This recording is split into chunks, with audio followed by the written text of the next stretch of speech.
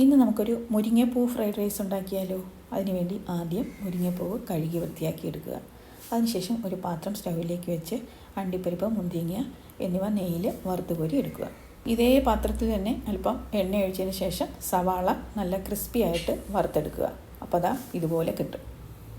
ഇനി ഇതിലേക്ക് കഴുകി വൃത്തിയാക്കി വെച്ചിരിക്കുന്ന മുരിങ്ങപ്പൂ ഇട്ട് കൊടുക്കുക. അതിനോടൊപ്പം തന്നെ ഒരല്പം ഉപ്പും കൂടി ഇട്ട് കൊടുക്കണം.